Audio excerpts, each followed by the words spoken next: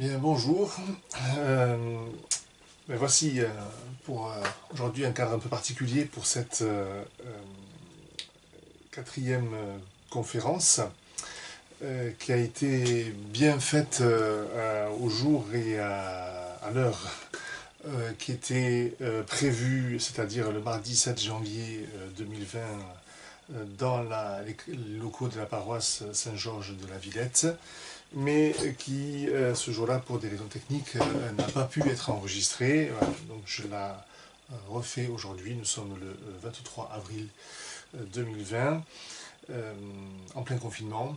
Voilà, j'ai un petit peu tardé, voilà, à refaire la conférence, à la réenregistrer pour que le cycle de ces 6 conférences soit complet, soit puisse être publié donc sur la chaîne YouTube de manière complète. Euh, Toujours par conséquent dans ce cycle sur l'Église et la modernité et autour des figures du catholicisme français du XIXe siècle. Alors la conférence d'aujourd'hui s'intitule La persistance de l'idéalisme du grand siècle, la figure de Jean-Baptiste Borda de Moulins.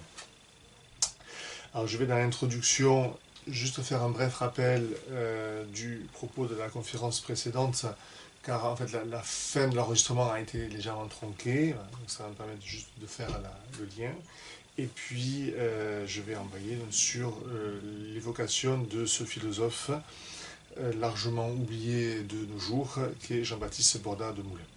Donc, nous avons vu la fois dernière, en décembre, les ambivalences du traditionnalisme catholique de l'amener d'une part, et un peu plus rapidement, mais on l'a évoqué tout de même, les mêmes ambivalences, ou des ambivalences analogues, du fidéisme illustré par la figure de Louis Bottin.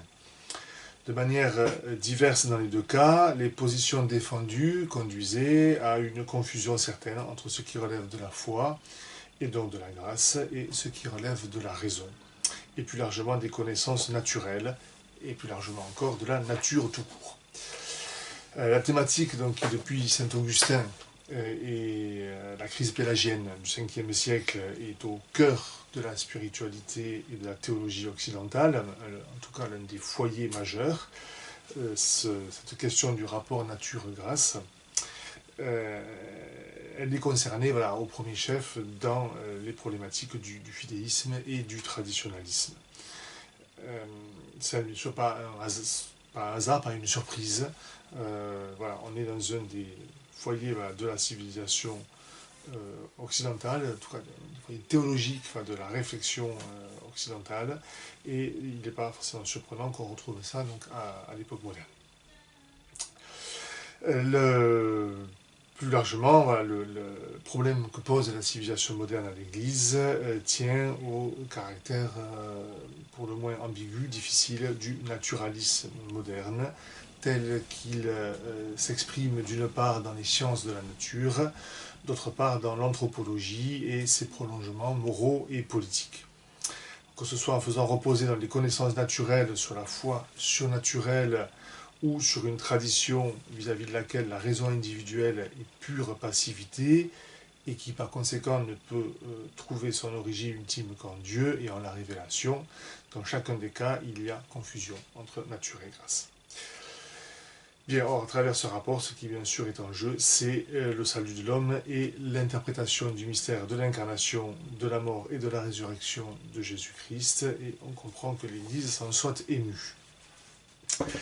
Alors le philosophe que je vais évoquer aujourd'hui a une approche sensiblement différente, mais qui s'inscrit à nouveau et pleinement dans cette problématique du rapport de l'Église au monde moderne. Et on verra que cette même difficulté du rapport nature-grâce va à nouveau donc se retrouver chez Borda de Moulins.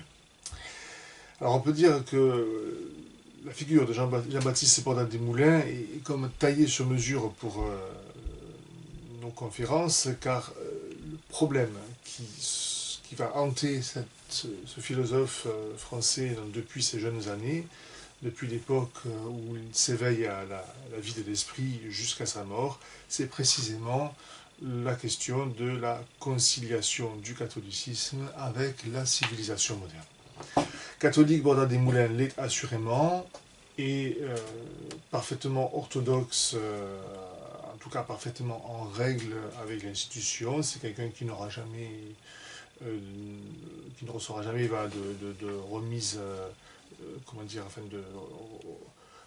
de remise dans le droit chemin, si je puis dire, par l'institution, qui ne sera jamais inquiété de quelconque manière par les autorités ecclésiales. Et c'est quelqu'un qui s'est toujours pleinement revendiqué donc, catholique, en s'efforçant de développer une philosophie qu'il estime être vraiment catholique. Alors, philosophie stricte et non théologie, même s'il arrive à Borda des Moulins de s'appuyer sur les Écritures, et même, nous le verrons, s'il confère à l'événement de l'incarnation et de la mort et de la résurrection du Christ, il insiste surtout sur l'incarnation, un rôle absolument central dans l'histoire donc universelle, pas uniquement l'histoire occidentale, mais l'histoire universelle. On verra bien sûr ce rôle. Là, il y a bien entendu un élément qui est d'ordre de la foi et d'ordre théologique par conséquent, mais on le verra que Borda a une forte tendance à interpréter en termes strictement philosophiques. Alors en même temps, en même temps qu'il se revendique pleinement catholique et qu'il est par sa pratique religieuse et par la foi qui est la sienne, Borda est en même temps un moderne acharné qui voit en la Révolution l'avènement social du christianisme et qui n'hésite pas à critiquer le caractère qu'il juge réactionnaire de l'Église de son temps et au premier chef du clergé. Ces critiques ont le mérite d'être franches et directes. Borda est quelqu'un d'entier qui ne s'embarrasse pas de forme, dit ce qu'il pense de façon très claire.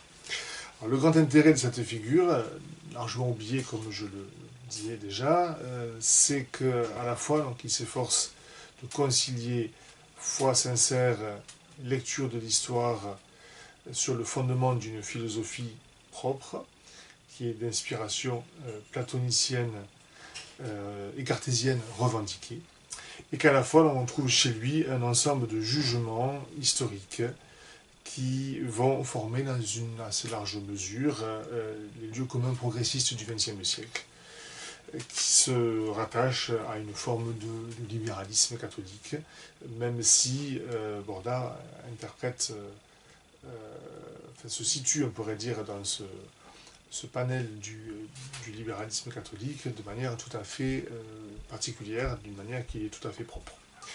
C'est quelqu'un qui est assez inclassable, qui n'appartient pas à un courant particulier, qui ne s'inscrit dans une école particulière, qui va avoir une pensée, disons, et un parcours assez solitaire.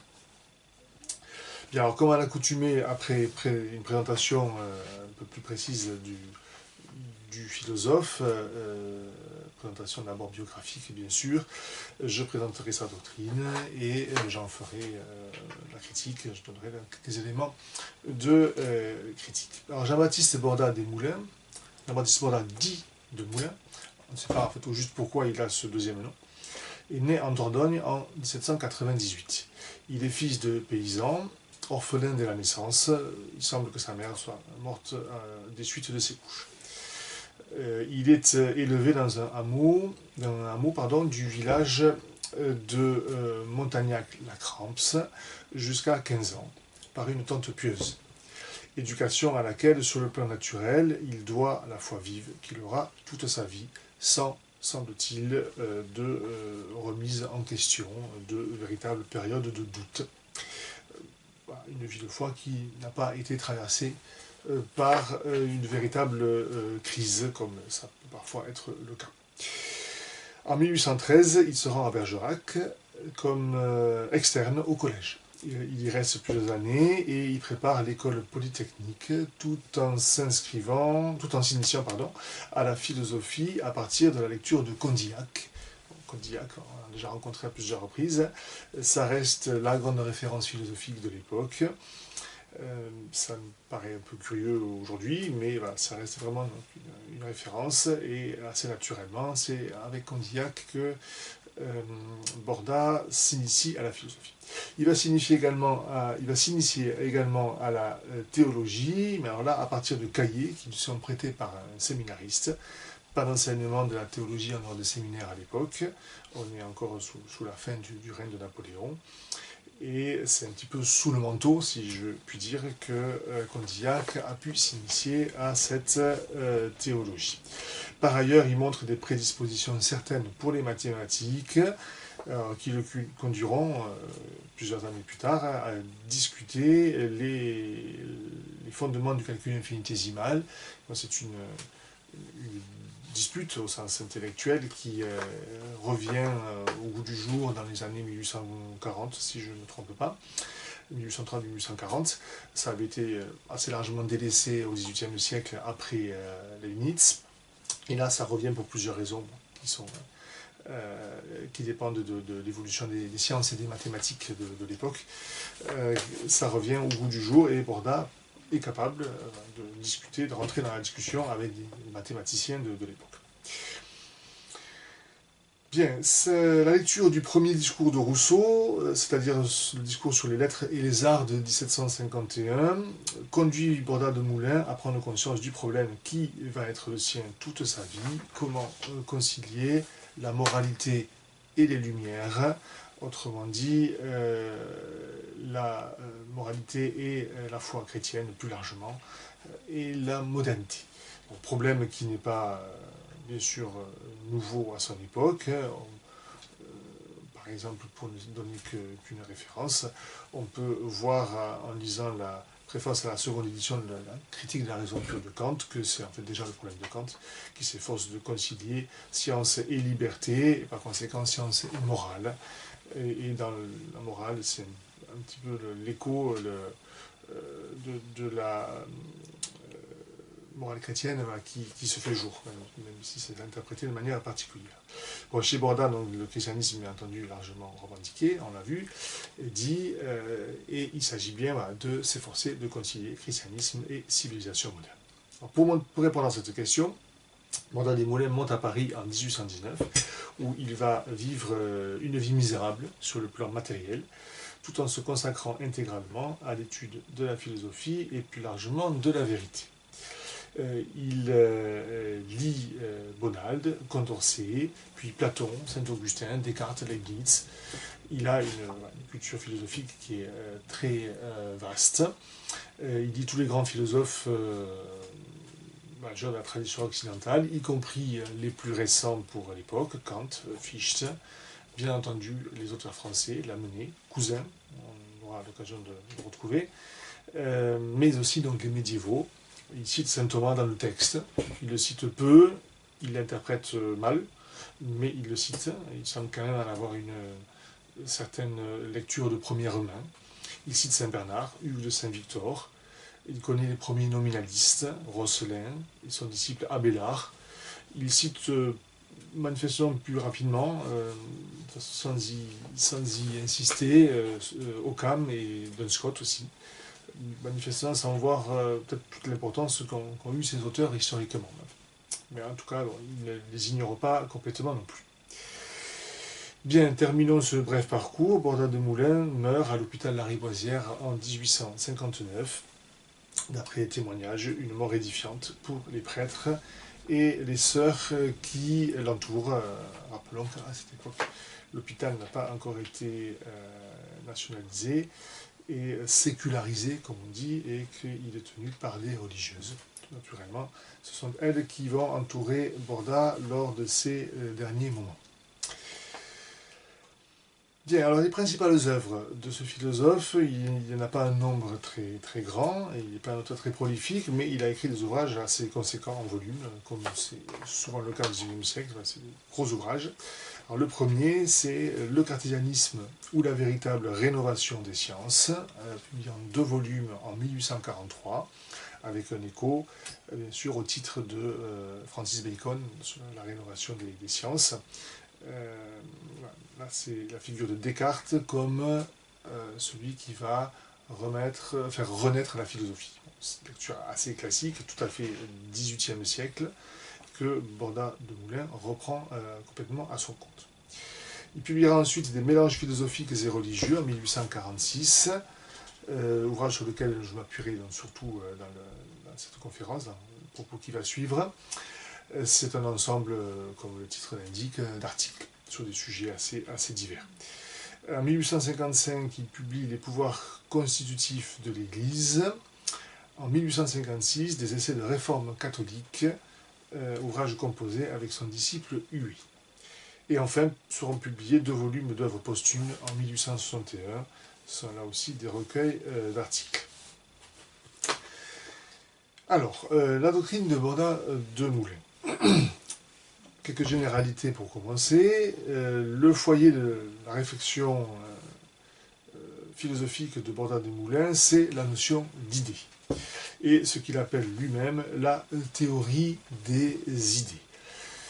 Ce qui le conduit, bien entendu, à s'inscrire de manière tout à fait revendiquée dans la tradition de la philosophie platonicienne.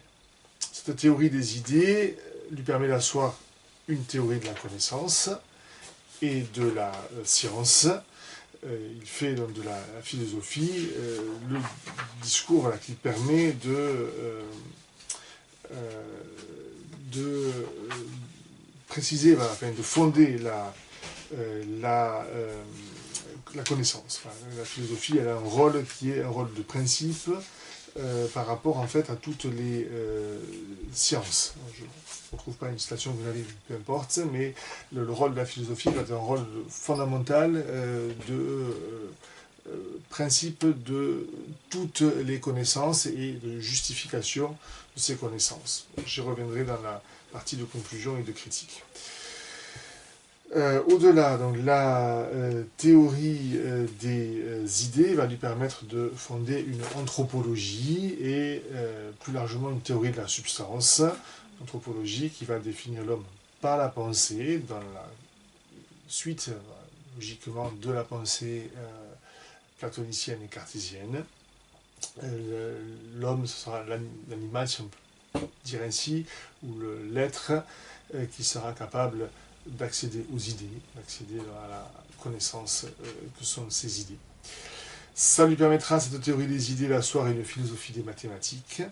Ça lui permettra enfin d'asseoir une lecture historique, critique de la philosophie et plus largement de la civilisation. C'est un peu en deux plans différents. Une histoire de la philosophie qui amènera à donner une classification des systèmes philosophiques qui lui est propre, une classification disons plutôt logique, qui n'est pas en tant que telle chronologique, mais qui malgré tout constitue un certain parcours historique malgré tout, une certaine logique, sinon proprement chronologique, mais en tout cas dans le déploiement des systèmes philosophiques à travers l'histoire de la pensée occidentale avant tout. Ça lui permettra, ce faisant, de s'opposer à la classification qui domine alors largement et qui est celle de Victor Cousin, de l'éclectisme. Donc il va s'opposer, rentrer en discussion et en opposition avec l'éclectisme, tout en reconnaissant les mérites de celui-ci dans le progrès des connaissances historiques en philosophie. Mais néanmoins, la classification et surtout la logique de l'éclectisme, il s'efforce de la réfuter. Bien, au-delà, je le disais, c'est toute une lecture de la civilisation occidentale qui va être faite par Borda de Moulin et par rapport à laquelle il s'inscrira en faux contre des grands auteurs de son époque, par exemple Michelet, mais aussi Guizot, donc François Guizot, connu, mais peut-être aussi en partie oublié de nos jours, mais qui était à l'époque l'un des historiens les plus réputés, les plus importants, et qui s'était beaucoup intéressé, qui a introduit largement la réflexion autour de la notion de civilisation, et qui a fait une lecture voilà, du développement de la civilisation occidentale, contre laquelle Borda-Desmoulins va opposer ses propres thèses. Un exemple parmi plusieurs choses, mais c'est notamment la discussion sur toute la question de l'individu et de l'émergence de l'individu. C'est un des grands thèmes de l'époque, hein, avec cette idée que l'individualisme, une notion qui émerge dans ces décennies-là du XIXe siècle, est une caractéristique propre de la civilisation occidentale, par opposition à des civilisations autres, chinoises, indiennes ou autres. C'est une réalité qui émerge progressivement au cours du Moyen-Âge. Voilà. Et à partir de là, la question de savoir comment expliquer l'émergence de l'individu, comment expliquer cette différence qui se développe, qui s'affirme de plus en plus en Occident par rapport à d'autres civilisations, beaucoup plus que ne le faisaient les Grecs ou les Latins, qui n'avaient pas cette culture de l'individu que va avoir la modernité et qu'elle hérite du Moyen-Âge. Alors, toute la question de savoir d'où cela émerge. Pour Guizot, c'est l'origine germanique qui va expliquer cette culture de l'individu, de l'individualité. Borda s'y opposera en voyant dans l'émergence de l'individu le rôle du christianisme. Un rôle qui n'est pas proprement sociologique, encore au moins ethnique, si on peut ainsi dire, mais qui est proprement religieux, avec l'interprétation qu'il va faire du rôle du Christ. Nous y reviendrons. Alors si on rentre un peu plus dans le détail de la théorie des idées, Borda en donne un résumé assez clair, même très clair, dans un article qui s'appelle tout simplement Pensée. Et dans l'article qui fait partie des mélanges que j'ai cité tout à l'heure, et dans lequel Borda va partir de l'étymologie du mot penser, qui vient du verbe latin qui veut dire peser, et peser, connaître. Au sens de connaître, c'est un sens possible, sens que va développer Borda-Desmoulins, d'un biais un petit peu métaphorique, avec l'idée de peser quelque chose, c'est en estimer la valeur. Et pour en estimer la valeur, il faut avoir un élément de référence. Tout comme si je pèse le poids d'un objet quelconque dans la balance, il faut que j'ai des poids de référence qui me permettent de déterminer la masse de l'objet. Et bien de même par rapport à la connaissance, si je veux estimer la vérité d'une proposition, d'une connaissance quelle qu'elle soit, il faut que j'ai un élément de référence par rapport auquel l'estimer, par rapport auquel le comparer. Cet élément de référence, ce sont des idées. C'est l'unité de référence. Ça ne peut pas être la sensation. Borda écarte ça aussitôt, et ce faisant, il va s'opposer au matérialisme, parce que la sensation, elle est trop fluente, trop inconsistante, elle ne peut pas avoir la stabilité, l'unité, le caractère de permanence, d'identité que va revêtir l'idée. Bon, alors rappelons rapidement que ce terme d'idée, bien sûr, vient de Platon. Hein. Chez Platon, c'est bien sûr connu, ça désigne une sorte d'entité réelle hein, qui existe, tout comme existent des êtres sensibles et matériels. Ces idées, elles existent dans le monde intelligible, selon la terminologie de Platon, qu'on pourrait dire un monde divin si l'on veut, qui en tout cas est marqué par la permanence, par l'éternité. Le monde intelligible, il est, il ne devient pas, il ne change pas, au contraire du monde sensible, qui lui est marqué par le changement, par le temps, le changement, et par conséquent par l'inconsistance des êtres. Donc, les idées, de ce point de vue-là, elles sont pleinement étant une émanation de l'unité première, de ce que Platon appelle l'un dans certains textes, Parménide par exemple, qu'il appelle le bien dans la République, par exemple, de nom pour désigner ce premier principe absolu de toute la réalité, de tout le réel, selon Platon. Donc, les idées en sont une émanation diversifiée. Il va y avoir des idées pour chaque catégorie de réalité naturelle.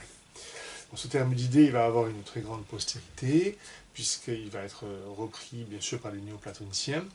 Il sera repris aussi par les théologiens chrétiens, qui vont développer la thèse des idées créatrices divines pour expliquer la création des êtres différenciés. Les idées divines, c'est autant d'aspects divers de l'unique substance divine. Après, à ça, il peut y avoir bien sûr plusieurs théories des idées, selon les théologiens, bien sûr, mais c'est une unité malgré tout. Les idées divines, ça n'est rien d'autre que Dieu lui-même, la pensée de Dieu, c'est-à-dire Dieu lui-même, qui a présenté différents aspects, à l'image desquels seront faites les créatures. Créatures matérielles ou immatérielles. Les anges, bien sûr, sont des créatures à part entière et ainsi correspondent aussi à une idée créatrice divine. Voilà, ça c'est très simplifié, très résumé bien sûr, cette notion d'idée créatrice divine. Donc jusque-là, les idées, c'est soit des entités en part entière, soit un aspect de la pensée divine, c'est quelque chose de transcendant. Descartes va, le premier, utiliser le terme d'idée pour désigner la pensée humaine. Et analyser donc la pensée humaine en différentes idées qui, chez Descartes, sont des idées innées, en tout cas pour les idées essentielles. Partant de là, le terme d'idée va avoir une postérité dans la philosophie moderne immense. Il va être repris par à peu près tous les auteurs, selon des sens parfois un petit peu différents, bien sûr, selon les auteurs, mais il y a quand même une continuité dans l'usage du terme. Il sera notamment repris très largement dans la tradition empirique anglo-saxonne à partir de Locke, Hume, bien sûr, ensuite, et tous les tenants de l'empirisme qui vont reprendre ce terme d'idée. Alors à partir de là, l'idée, elle va avoir un double sens, en fait, une double signification. D'où une certaine ambiguïté, en effet, dans le vocabulaire moderne. Puisque l'idée, ça peut être l'acte de la pensée, la perception, et ça peut être ce qui est saisi par cet acte, l'objet de la pensée. Notamment dans l'empirisme, c'est pas toujours très clair.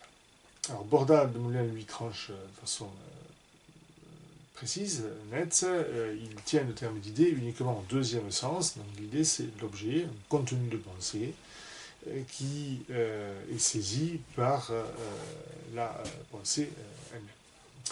Puis à partir de là, donc, l'homme pourrait être défini contre le matérialisme comme l'être qui est capable en effet de connaître les idées. Donc de ce point de vue-là, il échappe à l'animalité, en tout cas à l'animalité pure. Il est capable d'une pensée qui est bien sûr immatérielle. Par conséquent, la pensée n'est pas que l'activité du cerveau, elle n'est pas réductible à des opérations de type matériel. Sensible, physiologique, c'est pas l'activité du cerveau. De là donc, découle une doctrine théologique. L'homme, ça c'est extrêmement important, puisque l'homme va concevoir des idées.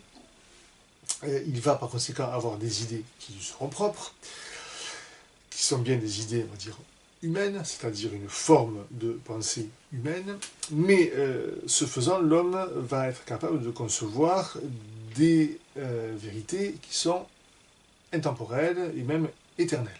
Le cas le plus simple à évoquer étant le cas des mathématiques. Le théorème de mathématiques, c'est quelque chose qui ne change pas, qui a une dimension intemporelle et on peut peut-être aller jusqu'à dire éternelle, au sens où c'est quelque chose d'indestructible qui ne peut pas être modifié en quoi que ce soit.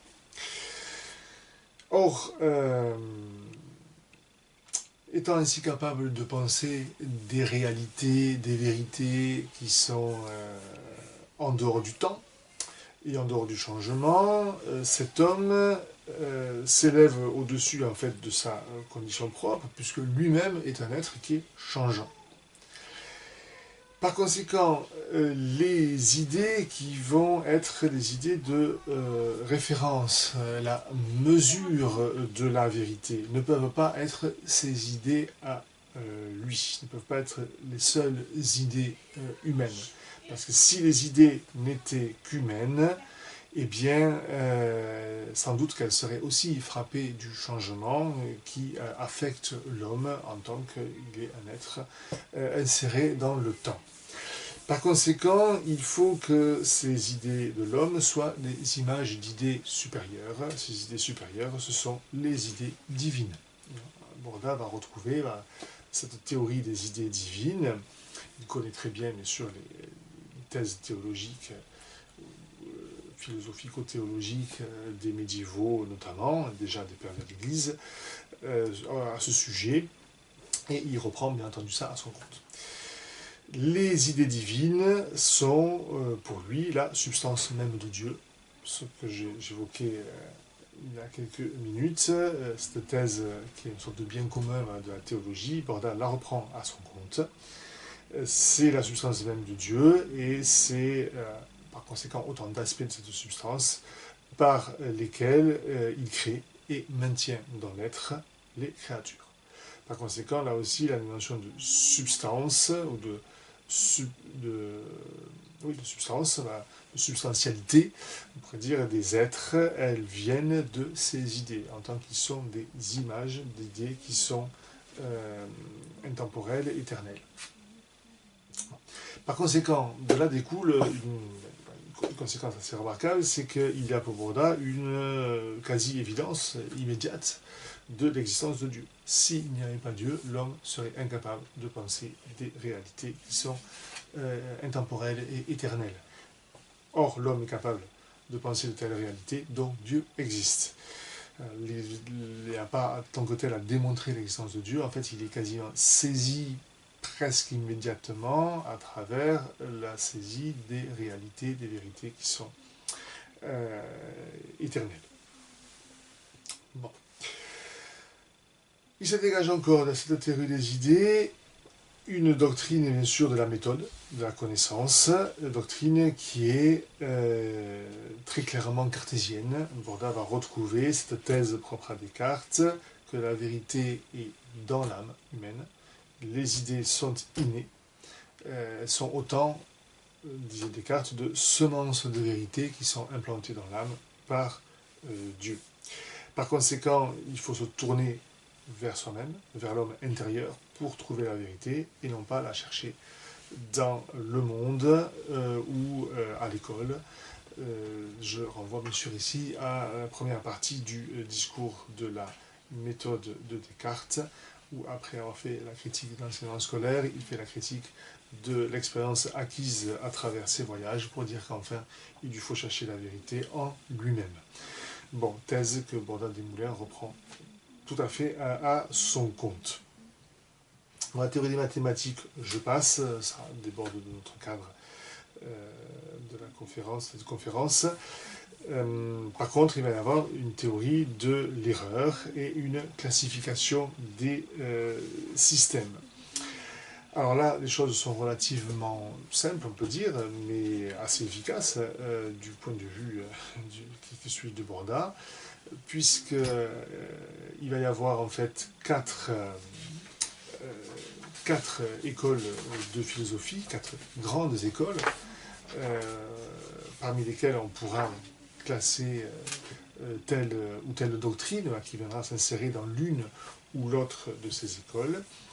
De ces quatre écoles, la première est l'école qui détient la théorie véritable, la doctrine véritable, la théorie des idées.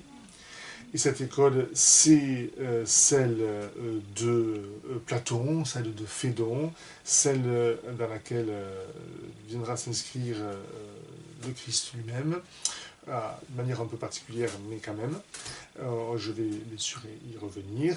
Celle à laquelle appartient Descartes et tous ceux qui s'inscrivent dans la voie ouverte par Descartes et par conséquent dans la voie ouverte par Platon. Alors, ça ne veut pas dire que ces auteurs-là sont des auteurs absolument impeccables et absolument véridiques dans tout ce qu'ils disent, mais ils ont vu l'essentiel. Ils ont vu l'essentiel, cette théorie des idées, et ils l'ont tenue sans s'en départir. Peut-être qu'ils sont pas arrivés à l'exprimer de la manière la plus parfaite, ou absolument parfaite, parfaitement adéquate, mais ils ont quand même l'essentiel de la vérité. À partir de là, par contre, il va y avoir trois manières de déchoir, on pourrait dire, par rapport à cette doctrine des idées, trois manières de s'en écarter, trois manières d'altérer cette philosophie vraie. Première manière de l'altérer, ça va être l'exclusion des idées humaines. Donc, l'absence de perception de, on va dire, l'originalité, des caractéristiques propres aux idées humaines. Et ça, c'est ce que Borda va appeler le panthéisme. Du coup, on ne va conserver que les idées divines. Et par conséquent, toute la réalité va être conçue, et toute la connaissance surtout, va être conçue comme en fait, directement, on pourrait dire l'expression de la pensée divine. Alors, dans cette forme d'altération, donc le panthéisme, Borda va insérer, va y voir les doctrines stoïciennes de Zénon de Citium, fondateur du stoïcisme, et de ses disciples, Chrysippe et puis les autres stoïciens. Il va y mettre Sénèque, bien entendu, oui. Sénèque fait partie de l'école stoïcienne, et puis aussi Malebranche, qui n'est pas stoïcien, mais qui a, par sa doctrine de la vision des idées en Dieu, se rattache pour Borda des Moulins au panthéisme. C'est bien sûr le reproche qu'il va lui faire à Malebranche. Troisième école et deuxième manière de s'écarter de la théorie des idées, de la philosophie véritable, eh bien c'est d'exclure les idées divines et donc de faire des idées quelque chose de strictement et purement humain. Ça, c'est ce que Borda appelle l'idéalisme.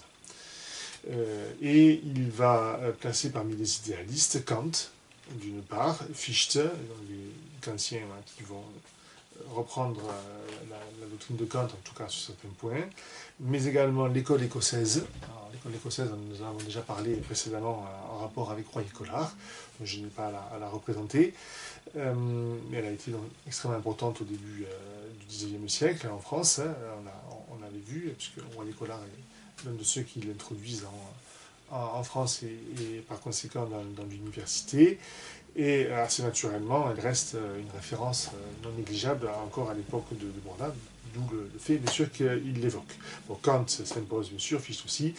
Enfin, dans cet idéalisme, Borda loge aussi Mendebiran. Bon, je ne dirai pas plus, on n'a pas évoqué Mendebiran, c'est une figure importante. Bon, je suis obligé de passer. Quatrième école et troisième manière d'altérer la théorie des idées, le matérialisme, alors qui va consister, en fait, c'est l'erreur la pire, puisqu'il va consister à exclure les idées humaines et les idées divines. Par conséquent, à méconnaître radicalement la théorie des idées, à lui tourner le dos de la façon la plus radicale. C'est le matérialisme qui va concevoir que la connaissance repose exclusivement et intégralement sur les perceptions sensibles, que par conséquent elle n'est qu'affaire de sensibilité, qu'il n'y a pas de réelle différence de nature entre ce qui relève de la sensation et ce qui relève de l'intelligence. Bon, on trouverait ça chez les anciens, chez Épicure bien sûr, chez Démocrite avant Épicure. Borda voit surtout dans cette école les modernes, et notamment Locke et Bentham, c'est-à-dire la tradition de l'empirisme anglo-saxon. Il n'évoque pas, sauf erreur, Hume, qu'il connaît a priori par ailleurs, qui bien sûr aurait pu s'inscrire tout naturellement dans ce cadre-là. Donc voilà, on a une classification, par conséquent, qui est une classification systématique, donc qui n'est pas un effet historique, euh, qui s'oppose, je le disais tout à l'heure, à la classification éclectique, et Borda, du reste, va faire une critique de l'éclectisme qui est tout à fait pertinente, qui est tout à fait intéressante, en montrant que l'éclectisme de Victor Cousin est contradictoire, puisque à la fois il prétend trouver dans chacun des systèmes une partie de la vérité et s'efforcer en fait de dégager de chaque système philosophique, de chaque école, de chaque doctrine, la parcelle de vérité qu'elle contient pour essayer de former une doctrine qui soit plus vraie, mais en même temps c'est un travail indéfini puisque l'histoire de la philosophie se poursuit. Donc ça c'est disons, des théorèmes, on pourrait dire, fondamentaux de l'éclectisme. Borda s'efforce de montrer qu'il y a ici une contradiction, puisqu'à la fois ça suppose d'abord de distinguer le vrai et le faux, de considérer qu'une doctrine est à moitié vraie, à moitié fausse. Or, si on déchoit de la vérité, on y déchoit complètement. Donc, s'il n'y a pas de demi-mesure, en fait, on est dans le vrai ou on n'est pas. Donc, la question de la vérité, c'est un peu une question du tout ou rien. Donc déjà, là, il y a un problème. Et puis, ça supposerait aussi que cette vérité, elle soit à la fois incoative, et qu'elle advienne progressivement à travers les différents systèmes, mais qu'en même temps, elle soit donnée intégralement à travers l'histoire. Si on prend l'histoire de la philosophie, ça c'est l'écho de la pensée de Hegel, la vérité est dans le tout, la vérité est dans le système, dans la totalité. Par conséquent, elle est donnée en fait en acte. Et par conséquent, il y aurait une contradiction avec le fait qu'elle se dévoile progressivement. Bon, je ne peux pas développer plus avant cette dimension-là, mais la critique que fait Borda de Moulin de Victor Cousin est tout à fait intéressante et tout à fait pertinente, je crois. Alors, il reste, pour terminer ce survol, voilà, ce parcours rapide, bien sûr, de la doctrine de Borda de Moulin, à en venir à sa philosophie de l'histoire, dans laquelle il est scandé par un double mouvement. Elle va en fait s'asseoir, cette philosophie de l'histoire, sur la philosophie de la connaissance et cette classification des doctrines en fonction de la doctrine des idées supposée être vraie, puisque cette philosophie de l'histoire elle va être structurée par le double mouvement d'éloignement de Dieu et d'obscurcissement par conséquent des idées. Les deux en fait se superposent complètement. L'éloignement de Dieu, c'est en même temps, et la signification de ça, c'est l'obscurcissement des idées. Et deuxième mouvement contraire, le retour à Dieu. Sauf erreur de ma part, enfin en tout cas dans les textes que j'ai pu lire, Borda des Moulins ne fait pas allusion à la parabole de l'enfant prodigue, mais c'est assez exactement ce que symbolise cette parabole, interprétée de manière philosophique, certes, mais c'est après tout une lecture possible qu'on pourrait faire de la parabole, de voilà, cet enfant qui va quitter son père et puis tomber dans la misère et finir par y revenir. Ça serait le mouvement de l'histoire humaine. Alors que du coup, Borda va voir initier par la chute originelle, donc qui va jouer un rôle absolument central dans l'histoire humaine, dont il va interpréter de manière parfaitement historique et donc de façon tout à fait orthodoxe de ce point de vue-là, l'épisode de la désobéissance originelle, du péché originel, sans lequel, pour Borda, on ne saurait pas expliquer, en effet, l'obscurcissement de l'intelligence et donc l'éloignement de la vérité. Corrélativement, il va donner au Christ un rôle absolument historique central, qui est justement le moment où s'initie véritablement, enfin c'est préparé bien sûr par l'Ancien Testament et par la philosophie, et Platon notamment, mais le Christ joue néanmoins un rôle absolument central, puisqu'il est le moment où, au-delà d'une préparation d'ordre simplement intellectuel, va s'opérer la régénération intérieure de l'homme. Très schématiquement, voilà, l'éloignement dans le péché originel entraîne le paganisme, conséquence de la chute, le polythéisme d'une part, l'animisme polythéisme, et d'autre part l'étatisme. C'est-à-dire un pouvoir qui va être un pouvoir fort, fondé sur une forme de violence, nécessaire du fait du mal. On va voir l'importance de ça dans quelques instants. Puis viendront les philosophes qui vont retrouver la véritable théorie, la véritable philosophie, Socrate et surtout Platon, et puis ceux qui vont le suivre, qui renouent par conséquent avec la connaissance des idées. Et puis dans le Christ qui opère le retour à Dieu, vraiment, qui le fait en régénérant intérieurement l'homme. Alors vient ensuite la période du Moyen-Âge, qui est pour Bordas-les-Moulins un temps de conflit entre un homme intérieur en voie de régénération, c'est initié par le Christ, et ça va bien sûr être opéré progressivement au fil des générations par le travail. Précisément, c'est un des points sur lesquels je reviens dans la critique. Bordas ne parle pas beaucoup de la grâce. Après, ça serait théologiquement le terme qui, bien sûr, est ici le terme adéquat, le travail de la grâce qui va venir régénérer avec les sacrements, bien sûr, le baptême, tout le rôle des sacrements, et ceci le prix dans l'économie de la grâce qui va régénérer l'homme. Bordas voit ça de manière progressive à travers le temps. Ça se heurte au Moyen-Âge à l'héritage de structures sociales, précisément héritées du passé, et qui vont rentrer en fait en conflit avec cette régénération intérieure. Cette régénération intérieure, du coup, c'est elle qui va présider au développement des vertus individuelles, et le développement de l'individu, qui va s'émanciper du social et du groupe, non pas rentrer en contradiction avec, mais prendre une certaine autonomie, ça serait aussi trop dire, c'est pas le terme qu'emploie Bordas, mais en tout cas, il va s'affranchir en partie, et qu'il ne va pas dépendre intégralement de la société et de l'État, comme était censé, dans la lecture qu'en fait Bordas, en tout cas, l'être l'homme antique. Et ça, c'est dû à l'œuvre du Christ. Mais les structures politiques, par contre, elles sont héritées de l'Antiquité, c'est la suite de l'Empire romain. Alors non seulement au niveau politique lui-même, mais c'est les structures sociales et y compris religieuses qui sont ainsi concernées et qui vont par conséquent en fait travailler contre cette régénération. Donc on a le Moyen-Âge qui va se structurer en deux grands temps, une période critique destructrice qui est matérialisée par les invasions barbares, un renouveau à partir du XIIe siècle avec le rôle des communes. Alors ça c'est le thème que Bordas reprend notamment à Guizot et aux historiens de son époque.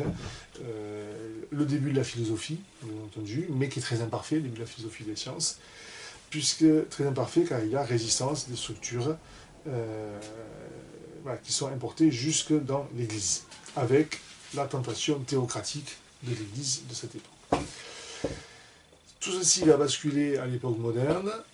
Deuxième grand temps, Descartes qui est le rénovateur des sciences et surtout le rénovateur de la philosophie. Elles vont commencer un petit peu à partir du Moyen-Âge le renouveau des sciences, mais elle n'a pas encore la vraie philosophie puisqu'elle est là aussi affaire intérieure et bon, c'est toute l'interprétation que va faire Bordas du cogito et de la philosophie cartésienne, comme vraiment l'acte où on va renouer avec vraiment la philosophie.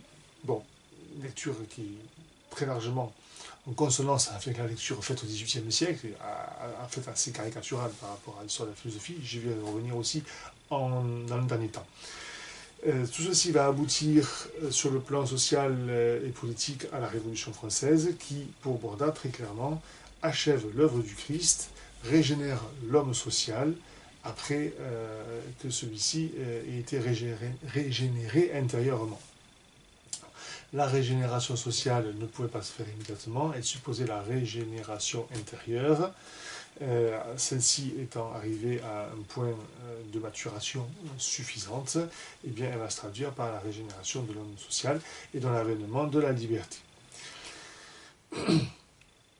Alors, avènement de la liberté, liberté que Borda des Moulins, c'est une de ses originalités, ne va pas asseoir sur le relativisme de la connaissance, comme ça a souvent été le cas, comme c'est quand même majoritairement le cas dans l'école libérale, avec un certain quand même agnosticisme hérité de la philosophie de Locke notamment, hein.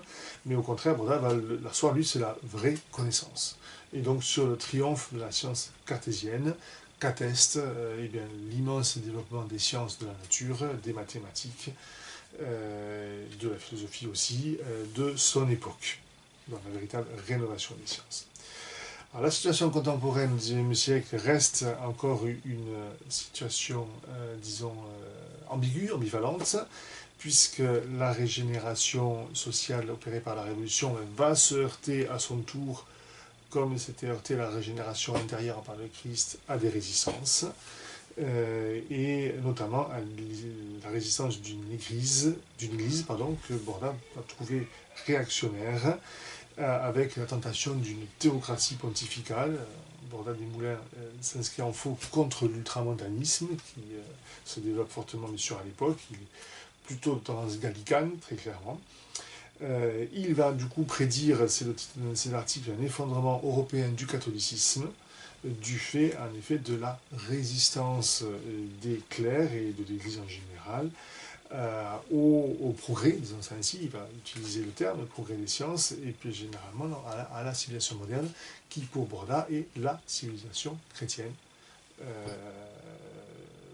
sinon type, enfin en tout cas la plus achevée historiquement. Et donc il y a bien entendu une injonction faite au clergé de se convertir à la modernité. Alors Borda des Moulins ne verra pas le concile de Vatican, ce qu'on appelle aujourd'hui Vatican I, puisqu'il meurt en 1859, le concile est postérieur. Son disciple Huet, avec lequel il a écrit des ouvrages, je l'ai dit tout à l'heure, lui le vivra, ne s'en remettra pas, puisqu'il mourra en dehors du catholicisme, ayant considéré que le concile de Vatican consacrait justement la réaction théocratique contre la modernité et consacrer le divorce de l'Église avec la modernité et donc une mécompréhension complète de l'Église, par l'Église du christianisme et du message du Christ. Voilà, donc là on a en résumé un philosophe, Borda des Moulins, qui partage de manière parfaitement claire les thèmes du progressisme de son époque, qui partage très certainement certains des thèmes du libéralisme catholique de son époque, mais qui en même temps ne fait pas partie des cercles libéraux en tant que tel. Il n'est pas proche de Montalembert, par exemple, pour reprendre cette figure-là. Il est resté toujours à part, voilà, sans école, sans attache précise, aidé par certains clercs, il était en relation avec des personnalités, mais des individus, pas des structures. Et il a cette originalité d'asseoir, disons, cette philosophie progressiste sur une philosophie qui se veut absolue. Ça, c'est son originalité. Absolument aucun relativisme, aucun syncrétisme, il en fait de la critique chez Borda. Il s'oppose, on l'a vu, à l'éclectisme, qui ne peut tout au plus qu'être une méthode, mais absolument pas une doctrine. Et il tient pour qu'il y a une vérité vraiment ferme, absolue, qui peut être connue par la raison, par l'homme, et que l'une des plus grandes erreurs, c'est précisément le scepticisme. Là aussi, le scepticisme, la méthode du doute, enfin le doute peut être valable comme méthode, à titre de méthode, bon, bien entendu Descartes et derrière, mais il ne peut absolument pas être un but. Là, il devient une tragédie dans ce cas-là. Nier que l'homme puisse connaître la vérité, c'est l'erreur intégrale, absolue pour Borda. Ah, donc, concilie Borda ce qui nous apparaît souvent, et pas forcément à tort, comme quand même inconciliable. S'inscrit pleinement dans la philosophie moderne. Alors, à plusieurs titres, hein, puisqu'il fait vraiment de la philosophie une affaire de connaissance et de, de doctrine qui assoit donc la connaissance, qui donne les principes premiers de la connaissance, bon, ce que Descartes appelait la métaphysique, qui est en fait une philosophie de la connaissance, bon, ce que Kant appellera la critique de la connaissance, dans une approche différente, mais qui est une constante de la philosophie moderne qu'on retrouve dans l'empirisme. Hein, le premier grand ouvrage de Locke, c'est l'essai sur l'entendement humain. La philosophie de la connaissance et la critique de la connaissance joue dans la philosophie moderne le rôle que jouait la philosophie dans la métaphysique, dans la philosophie antique, en tout cas aristotélicienne, celle de philosophie fondamentale. Borda se situe pleinement dans ce cadre-là, même s'il en tire une certaine théorie de la substance. Bon, je ne suis pas tellement arrêté, mais c'est un élément qui n'est pas négligeable. On a fait malgré tout quand même le point de départ et le foyer, c'est la question de la connaissance. Par ailleurs, bien entendu, c'est un rationalisme intégral.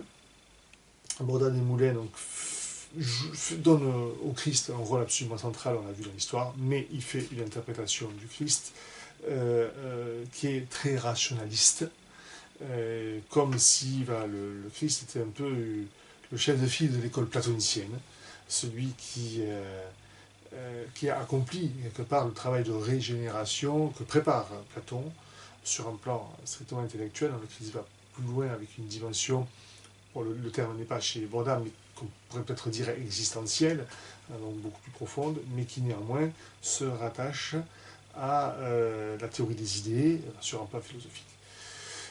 Borda des Moulins, je commençais à l'évoquer, ne dit rien à proprement parler, n'a pas de développement sur la question de la grâce.